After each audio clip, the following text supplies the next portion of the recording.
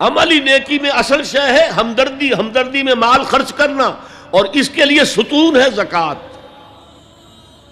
کم سے کم یہ 2.5% تو نکالو، بوتل کا کارک تو کھل جائے، پھر اور بھی دو اور بھی دو اور بھی دو۔ یہ تو obligatory ہے، یہ تو فرض ہے، یہ تو لازم ہے۔ لیکن مقصد کیا ہے؟ اس کو جو سمجھ لیا بس یہی زکوٰۃ ہی ہمارے ذمے میں ہے، وہ بڑے مغالطے میں۔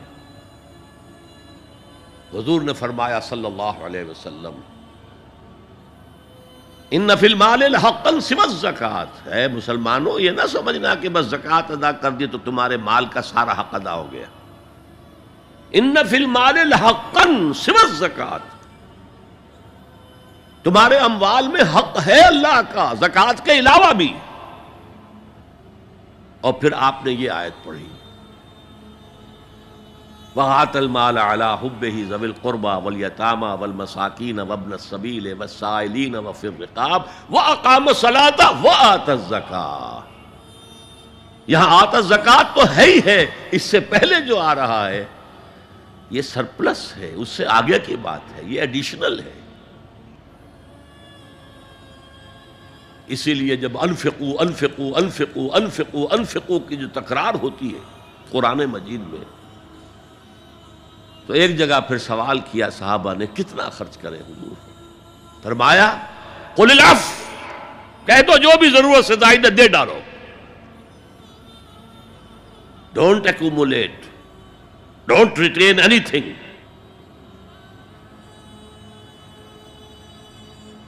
ایک بات آپ سے کہوں، آپ کچھ چونک جائیں گے، حضور نے کبھی زکوٰۃ دی؟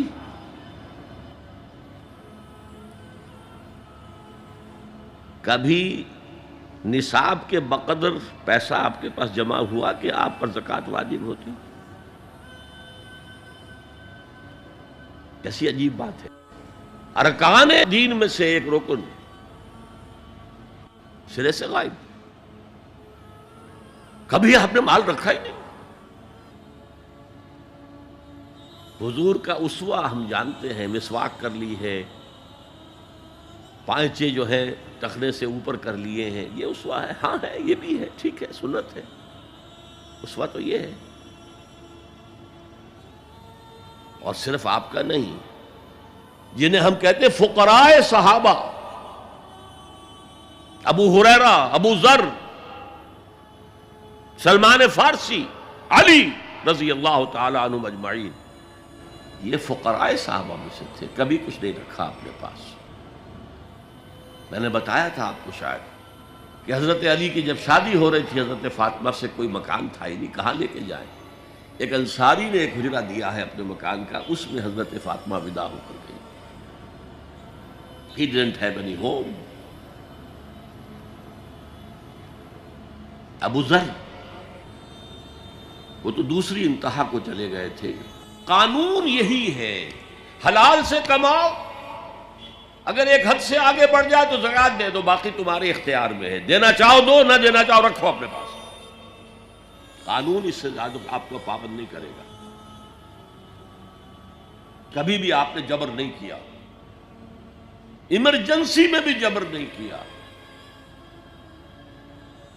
ایک واقعہ آتا ہے کہ حضور کو کئی وقت کا فاقہ تھا،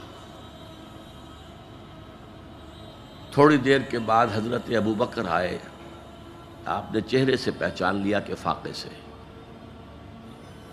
پھر حضرت عمر آئے، پہچان لیا کہ فاقے سے۔ شاید حضور خود اپنے لیے نہ اٹھتے نہ جاتے، اپنے دونوں ساتھیوں کو لے کر ایک انصاری کے باغ میں پہنچ گئے۔ انصاری کی عید ہو گئی، فوراً لا کر اس نے کچھ کھجوریں، کچھ انگوروں کے گوشے رکھے۔ اس کے بعد وہ دوڑا چھری لے کر کسی جانور کو ذبح کرنے کے لیے۔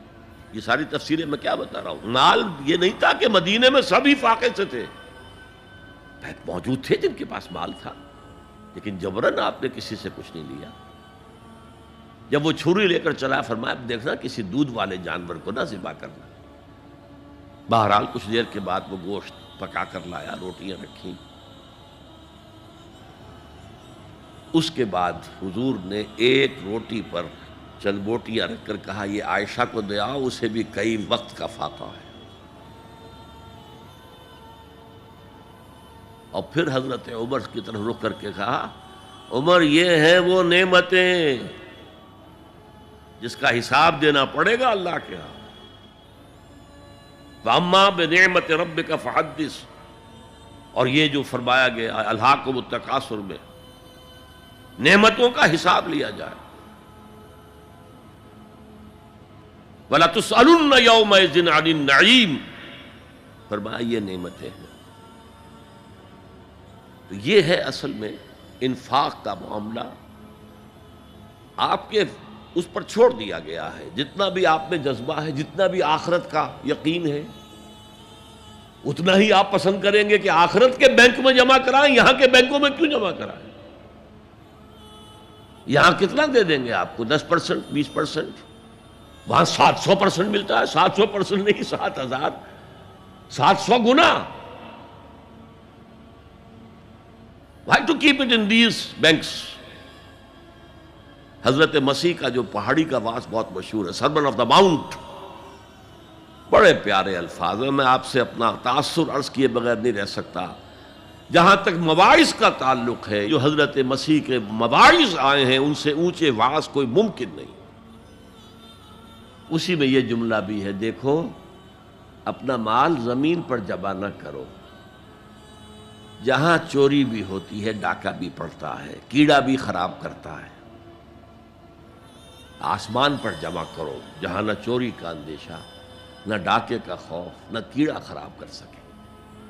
اس لیے کہ میں تم سے سچ کہتا ہوں کہ جہاں تمہارا مال ہوگا وہیں تمہارا دل ہوگا۔ مال یہاں ہوگا تو دل اٹکا ہوا ہوگا، اور فرشتے اس طرح گھسیٹ کر کھینچیں گے آپ کی جان کو جیسے کہ سیخ پر سے کباب کھینچا جاتا ہے۔ اور اگر دل وہاں لگا ہوا ہے جس کے لاکھوں کروڑوں ڈالر سوئس بینکس میں جمع ہیں، اسے کہا جائے نکل جاؤ پاکستان سے، اسے کوئی تکلیف ہوگی؟ نکل جاؤ فلاں ملک سے، ملک بدل کرتے تمہیں کیا تکلیف؟ میرے بینک کے اندر پیسے ہیں۔ البتہ جس کا باہر کچھ نہ ہو، اسے اگر یہ دی جائے سزا تو اس کی تو جان پر بن جائے گی۔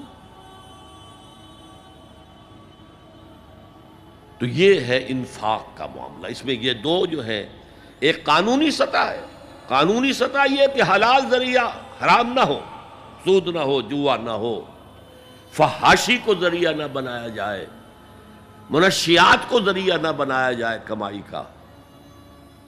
اور جو بھی آپ کے پاس ہے، آپ نصاب کی سطح کے اوپر آ گئے تو 2.5% زکوٰۃ دے دو۔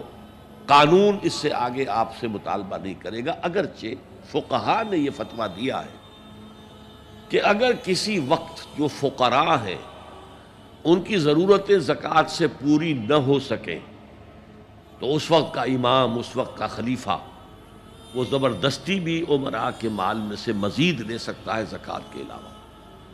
لیکن کمال یہ ہے محمد رسول اللہ صلی اللہ علیہ وسلم کا کہ نہایت جان اصل تحریک جو تھی، انقلابی تحریک، اس میں بھی کبھی آپ نے جبر سے کام نہیں کیا۔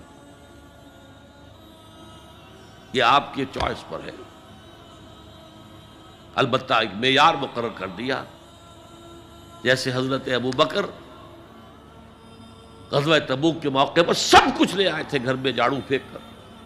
عام حالات میں یہ نہیں، ایک شخص آئے صحابی انصاری، میں اپنا سب کچھ اللہ کی راہ میں دینا چاہتا ہوں، فرمایا نہیں،